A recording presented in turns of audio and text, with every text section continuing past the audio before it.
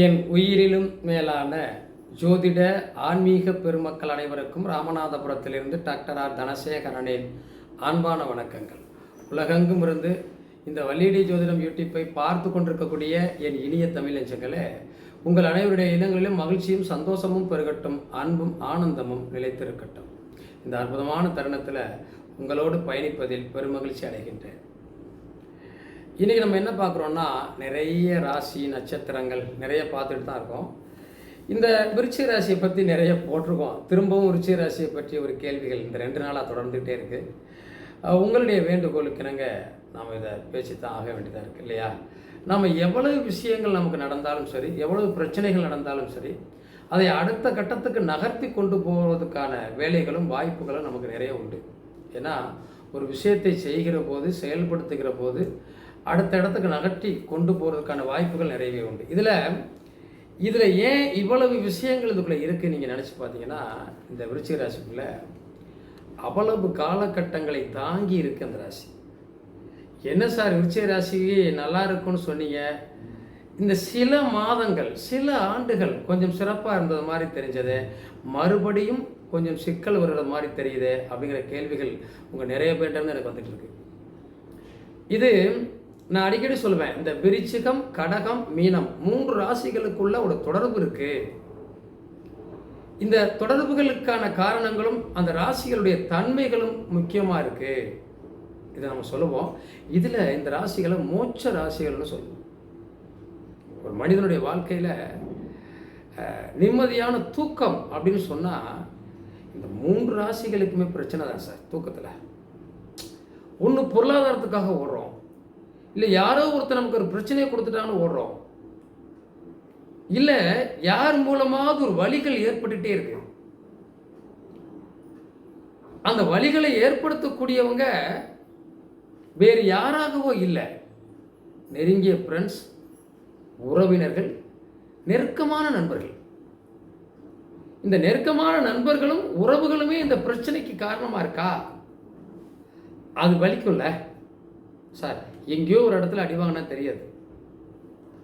ஆனால் நம்ம உறவுகளுக்குள்ளே, சொந்தத்துக்குள்ளே, கூட்டத்துக்குள்ளேயே நமக்கு பிரச்சனைகள் வருது அப்படின்னா அது ஏதோ ஒரு இடத்துல நம்மளை ட்ராக் பண்ணும், பிரச்சனை இருக்கிற மாதிரி தோணும். நான் இது ஏற்கனவே பல முறை சொல்லியிருக்கிறேன். விருச்சிக ராசியை பொறுத்தளவில் நிறைய ஏமாற்றங்கள், நிறைய வழிகள். நம்முடைய சொந்தம், பந்தம், அப்பா, அம்மா, உறவுகள், இவர்களே உனக்கு நான் அதை பண்ணுறேன், இதை பண்ணுறேன்னு சொல்லி நம்மளை ஏமாற்றிட்டாங்கிற மாதிரி தோணும். நான் சம்பாரித்து என்னுடைய அப்பா அம்மா வேணும்னு தான் நான் கொடுத்தேன். ஆனால் இன்னைக்கு என்னை பார்க்குறதுக்கு கூட அவங்க தயங்குறாங்க. இது சில பேருடைய கேள்வி. விருச்சிகத்தை பொறுத்தவரை நான் என் ஃப்ரெண்ட்ஸ் அப்படின்னு ஒரு நம்பிக்கையோட அவங்க கையில் என்னுடைய பணத்தை முழுவதும் கொடுத்தேன், பொருளாதாரத்தை பூரா கொடுத்தேன். கண்டிப்பாக அவங்க ஏமாற்ற மாட்டாங்கன்னு நம்பினேன். ஆனால் அவங்க ஏமாத்துறாங்க சார். இது ஒரு சாருடைய எண்ணங்கள். உயிருக்கு உயிராக நான் உன்னை விரும்புகிறேன், கடைசி வரைக்கும் உன்னை காப்பாற்றுவேன்னு சொல்லிட்டு என்கிட்ட இருந்த எல்லா செயின், நகை எல்லாத்தையும் வாங்கிட்டு ஏமாத்திட்டு போயிட்டான் சார். இப்படி இன்னொரு குற்றச்சாட்டு. இதையும் தாண்டி என்னுடைய குழந்தைகள், என்னுடைய குடும்பம், என் வீடு அப்படின்னு தான் நான் இருந்தேன், அவர்களே என்னை ஏமாற்றுகிறார்கள் அப்படின்னு இன்னொரு பக்கம். இதெல்லாம் விருச்சிக ராசிக்கு வரக்கூடிய கடுமையான வலிகள் மட்டுமல்ல, வேதனையும் கூட. அப்போ எவ்வளவு அடித்தாலும் தாங்குவான்னு அடிச்சுக்கிட்டே இருந்தால் வாங்கிக்கிட்டே இருக்க முடியுமா? அதற்கு ஒரு முடிவு காலம் இல்லையா? ஜாதகங்களில் கிரகங்கள் நிறைய நண்பர்கள் சொல்லக்கூடிய வார்த்தைகள் பார்த்தீங்கன்னா நிறைய, அவன் இடத்துல அவனை போய் இருக்க சொல்லுவேன் சார், அடுத்த வீட்டில் ஏன் இருந்துட்டு இந்த பாடுபடுத்துகிறாங்க, இப்படி தன்னுடைய வலிகளை சுமந்து கொண்டே சில விஷயங்களை பேசக்கூடிய வார்த்தைகளை நம்ம கேட்கணும். ஒரு சேர்த்துக்கு ஏன் சார் இந்த ராசிக்கு மட்டும் இவ்வளவு பெரிய பிரச்சனைன்னு கேட்பீங்க இல்லையா? அதை நான் ஒற்ற வரியில் சொல்ல வேண்டுமே ஆனால், கால புருஷனுக்கு 8ஆம் இடம் என்பது தான் விருச்சிகம். அந்த விருச்சிகத்தில் உங்கள் ராசிக்கு 9ஆம் இடத்து அதிபதி சந்திரன் நீசமடைகிறார். பிரச்சனை எங்கேருந்து வருது பாருங்க. மானம், மரியாதை, அந்தஸ்து, கௌரவம் இது எல்லாம் கொடுக்கக்கூடியது 9ஆம் இடம். அவர் நீசம் அடைகிற போது அதில் எல்லாத்துலேயும் நம்ம பிரச்சனை சந்திக்கிறோம் இல்லையா? நிச்சயமாக சந்திக்கிறோம். சார் விரிச்சிக தான் புலம்புதுன்னா மீனை அதுக்கு மேலே புலம்புதேன்னு ஒரு நண்பர் சொன்னார். என்ன சார் நீங்கள் மீனத்தை பற்றி சொல்கிறீங்க? 7.5 சனி அடிக்குது சார், இங்கிட்ட ஒரு பக்கம் ராகு அடிக்குது, அங்கிட்ட ஒரு பக்கம் கேது அடிக்குது, இங்கிட்ட ஒரு பக்கம் சனி அடிக்கிறாரு. எத்தனை பேர் சேர்ந்து அடிக்கிறது மீனத்தை? என்ன பண்ணுறது? அவர் மீனராசியில் பிறந்தவங்க எல்லாருமே, நான் அடிக்கடி சொல்லுவேன், நீங்கள் எல்லாம் அடுத்தவர்களுக்காக பிறந்தவர்கள், மற்றவர்களை வாழ வைக்க பிறந்தவர்கள், மற்றவருடைய வாழ்வாதாரத்தை உயர்த்த பிறந்தவர்கள், மற்றவருடைய பொருளாதாரத்திற்கு ஒரு வழிகாட்டியாக இருக்கக்கூடியவர்கள்.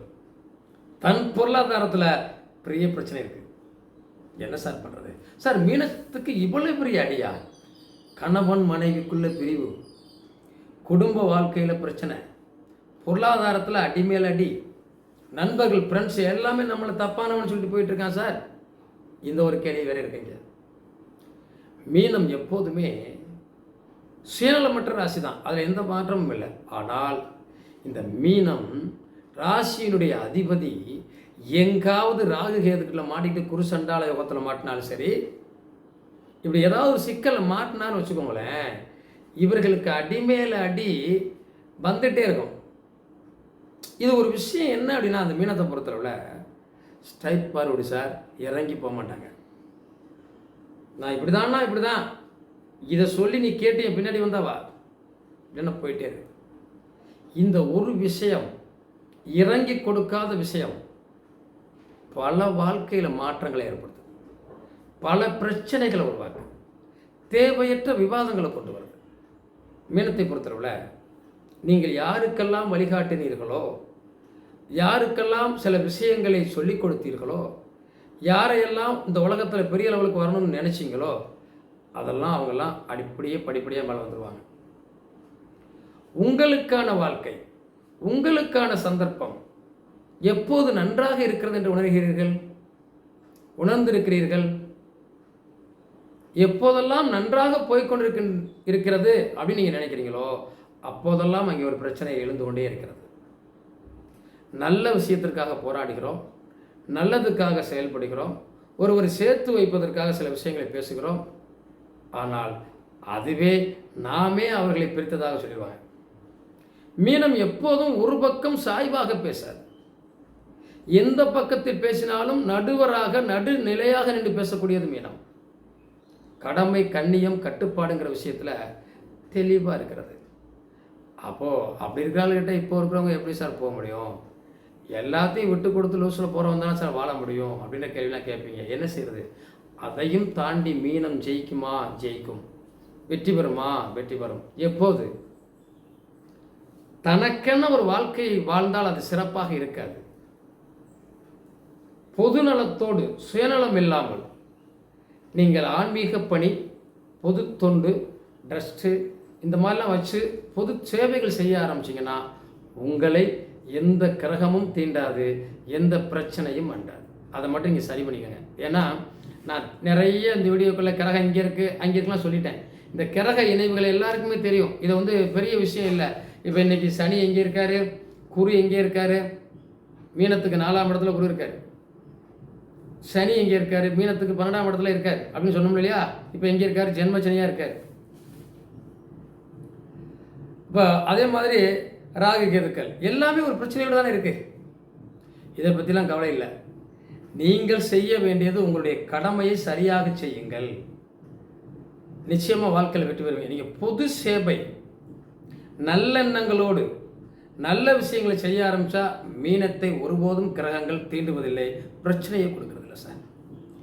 அடுத்து கடகம். இது கால புருஷனுக்கு 5ஆம் இடமா 4ஆம் இடம், அம்மாவை குறிக்கக்கூடிய இடம். இது காலபுருஷனுக்கு 12ஆம் இடம். இது மீனம். காலபுருஷனுக்கு 8ஆம் இடம் என்பது விருச்சிகம். அப்படி என்ன சார்? விருச்சிகம் 8, இது 4, இது 12. பாருங்க, இது 3மே நீர் ராசிகள் சார். கடகத்தில் பிறந்தவன் அழுகாமையே இருக்க முடியும். என்னைக்காவது ஒரு நாள் அழுகுவான் சார் தன்னாலேயே. சார் கடகத்தில் பிறந்தவங்க ஏன் அழுகிறாங்க? சில சமயங்களில் தன்னாலேயே தாங்க முடியாமல் கண்ணீர் வந்துடும். அது யார் மூலம் வேணாலும் அவங்களுக்கு வரும். தன் மனைவி மூலமாக, தன் கணவன் மூலமாக, தன் அக்கா தங்கை மூலமாக, தான் பழகிய நட்புக்கள் மூலமாக, நாம் யாரையெல்லாம் நெருக்கமாக நம்பி இருந்தோமோ அவர்கள் மூலமாக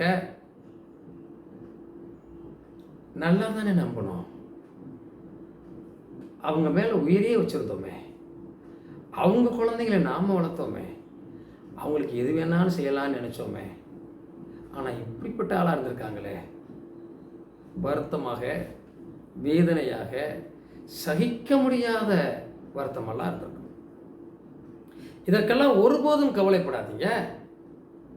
உங்கள் லைஃப்பில், உங்கள் வாழ்க்கையில் எதை செய்யணுமோ அதை செஞ்சுட்டு போயிட்டே இருங்க. வெற்றி பெறுவீங்க, பெரிய லெவலுக்கு வருவீங்க, அந்தஸ்து ஆனந்தத்தை பெறுவீங்க. கடகத்தை பொறுத்தளவில் பாசம் அதிகம் சார், அதை நான் இல்லையே சொல்ல முடியாது. தாய் உள்ளம் கொண்டவங்க. யாருக்காகவெல்லாம் தன்னுடைய பணத்தையும் காசையும் விரயம் செய்து அவர்களுக்காக ஓடினோமே, அவர்களுக்கு ஒரு துளியளவு கூட நம்ம மீது பாசம் இல்லையே அப்படின்னு நினைச்சா கண்ணீர் வந்துடும். இது தாய் உள்ளத்திற்கு உள்ள விஷயம். விருச்சிகமும் அழுவும், கண்ணீர் வரும். தெம்பா இருந்தால் தான் அந்த உலகத்தில் வாழலான்னு தூக்கி போட்டு, காலில் தூக்கி போட்டு பரட்டும் பார்க்கலான்னு துணி கூட எந்திரிச்சு பார்க்கும். ஆனால் சோர்ந்தால் சோர்ந்துடும், ஆனால் நிமிர்ந்துடும். இந்த மீனம் என்பது தன்னுடைய விஷயங்களை வெளியில் சொல்வதற்கு யோசிக்கும். வாழ்ந்தாலும் சரி, செத்தாலும் சரி, நான் இப்படித்தான் அப்படின்னு தன்னுடைய நிர்வாகத்தை கரெக்டாக ஒரு கோட்டுக்குள்ளே வச்சு நிர்வகிக்கும். சந்திரனால் அது முடியாது, கடகத்தால் முடியாது. மனசு அலைபாயும். இங்கே போனால் கோடீஸ்வரன் ஆக முடியுமா, இங்கே போனால் பணக்காரன் ஆக முடியுமா, இவங்களோட சேர்ந்தா இதை பண்ணிட முடியுமா, தொடர்ச்சியாக தன்னுடைய முயற்சிகளை கற்பனை வளத்திலேயே ஓட்டும். இந்த கற்பனை வளத்திலேயே ஜெயிக்கணும்ல, வெற்றி பெறணும்ல, அதற்காக தொடர்ந்து எதை வேண்டுமானாலும் செய்யும். ஆனால் இப்போது நான் சொல்கிறேன், கடகம் எப்போதுமே யாருக்கும் அடிமையாகாமல் இருந்தால் ஜெயிச்சிடும் சார். யார் மேலேயும் முழுமையாக நம்பிக்கை இல்லாமல் இருந்தால் ஜெயிச்சிடும். ஏன்னா இது நம்பாது. பொதுவாகவே கடகம் யாரையும் நம்புவதில்லை. இந்த 3 ராசிகளுக்கும் காதல் ரசனை உண்டு, அதை நீங்கள் புரிஞ்சுக்கோங்க. கடகத்திற்கு, விருச்சிகத்திற்கு, மீனத்துக்கு 3க்குமே காதல் ரசனை உண்டு. கண்டிப்பாக லவ் பண்ணி தோல்வியாக இருக்கும், லைவ் பண்ணி ஜெயிச்சிருப்பாங்க, ஒருத்தர் தோற்றுருப்பாங்க. அது தோல்வி அடைவதற்கும் வெற்றி அடைவதற்கும் அந்த கிரகத்தினுடைய காரகத்துவமே காரணமாக இருக்கும். நம்ம ஜாதகத்தில் இருக்கிறது, வேறு எங்கேயும் இல்லை. இப்படி பல விஷயங்களை ஒருங்கிணைப்பது தான் நம்ம ஜாதகம். நீங்கள் உங்கள் ஜாதகத்தில் என்ன பிரச்சனை இருந்தால் என்ன சார், உங்களுடைய லக்னாதிபதி எங்கே இருக்கிறார், உங்கள் ராசியாதிபதி எங்கே இருக்கிறார், அவரோடு எந்த கிரகங்கள் இணைந்திருக்கிறது. நீங்கள் விருச்சிகமாக இருங்க, மீனமாக இருங்க, கடகமாக இருங்க, 12 ராசியில் எந்த ராசி வேணாலும் இருங்க, உங்கள் லக்னாதிபதி எங்கே இருக்கிறார், உங்கள் ராசியாதிபதி எங்கே இருக்கிறார், அவரோடு எந்த கிரகங்கள் தொடர்பு இருக்கிறது. அதற்கான வழிபாட்டு முறைகளை, அதற்கான உணவு முறைகளை நாம் எடுத்துக்கொண்டோமேயானால் எந்த கிரகத்தினுடைய பாதிப்பிலும் இருந்து நாம் விடுபடலாம்.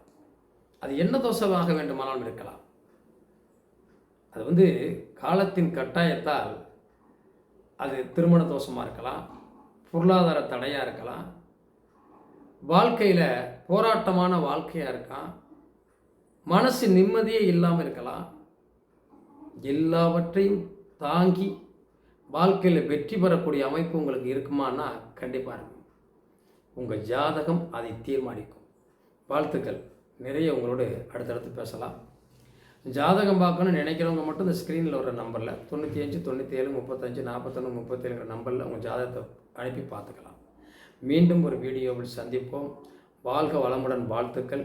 இதை பார்த்துட்டு இருக்கவங்க கண்டிப்பாக லைக் பண்ணுங்கள், கமெண்ட் பண்ணுங்கள், ஷேர் பண்ணுங்கள், சப்ஸ்கிரைப் பண்ணாதவங்க பண்ணிடுங்க. இதோடு இன்னொரு விஷயம் என்ன அப்படின்னா, கடகத்தில் பிறந்தவர்கள் எப்போதுமே பெருமாள் வழிபாடு வாழ்க்கையில் பெரிய வளர்ச்சி கொடுக்கும். விருச்சிகத்தில் பிறந்தவர்கள் முருகனையும் தட்சிணாமூர்த்தியையும் வழிபாடு செய்து கொள்வது வாழ்க்கையில் மிகப்பெரிய வளர்ச்சியை கொடுக்கும். இந்த மீனத்தில் பிறந்தவர்கள் கண்டிப்பாக முருகனையும் சிவபெருமானையும் வழிபாடு செய்து கொள்வது உங்கள் வாழ்க்கையில் அளப்பரிய யோகத்தை கொடுக்கும். மீண்டும் ஒரு வீடியோவில் சந்திப்போம். வாழ்க வளமுடன். வாழ்த்துக்கள்.